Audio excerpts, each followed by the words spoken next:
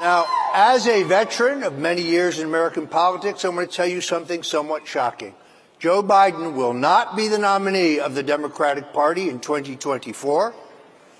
Kamala Harris will briefly become president, but the only way in their party they can replace a woman of color is with another woman of color.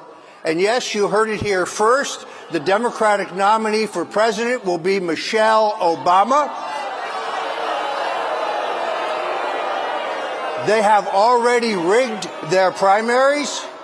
The reason that they have canceled the Iowa caucuses and the New Hampshire primary is to put South Carolina, a state where a majority of the Democratic primaries or primary voters are African Americans, and they will allow Gavin Newsom to purchase the vice presidential nomination, but the Obamas will hold him up for $600 or $800 million to do so. Convicted felon Roger Stone is back out here fueling more QAnon-like conspiracy theories about Democratic presidential politics. It's all part of his lifelong commitment to repaying Trump for commuting his jail time. And with a party that literally has nothing to run on except bigotry and division, they feel uncomfortable about not serving up any Obama hatred for about a day and a half. I think what's going to happen is we're going to get a bait and switch. Remember, Obama never left D.C. His wife, Michelle, is she black? Is she a woman? It's not sexist and racist if she got elevated over Kamala Harris. I think the storyline, this is important for the Republican primary too, Sean.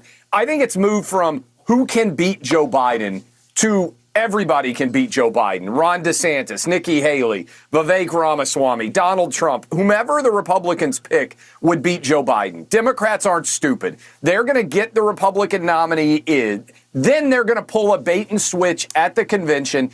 I think Michelle Obama is going to ride to Democrat rescue. Biden will step down. She's the savior. And then we're going to see Michelle Obama running to extend the Biden administration for a fourth term. The crazy part is this tactic isn't even being sparked by the revelations about Joe Biden's issues with remembering whether or not he had classified documents stashed in his house. Clay Travis was pushing the narrative late in 2023 in hopes of easily generating some Michelle hate because he misses the good old days of thinly veiled racism.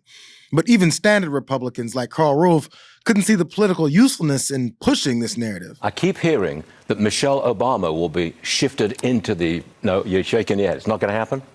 No, look. She hates politics.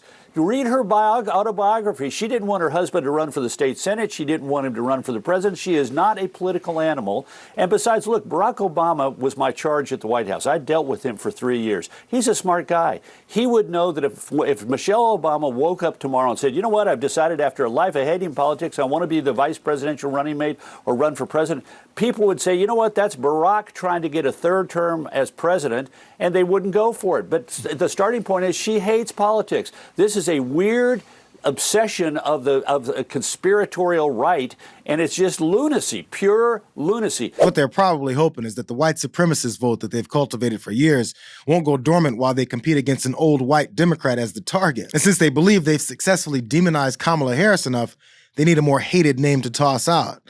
I mean, the last time Republican operatives could simply say, that black person that's inferior to us wants to be in a position of authority was back when Obama kicked their asses around for 2 elections. Desperate times call for desperate measures. You really have to wonder, in fact, you know, if we would have said 3 weeks ago, Blake, if we would have said that Joy Reid and Michelle Obama and Sheila Jackson Lee and Ketanji Brown Jackson were affirmative action picks, we would have been called the racist.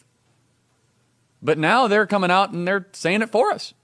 They're coming out and they're saying, I'm only here because of affirmative action. Yeah, we know. You do not have the brain processing power to otherwise be taken really seriously. You had to go steal a white person's slot to go be taken somewhat seriously.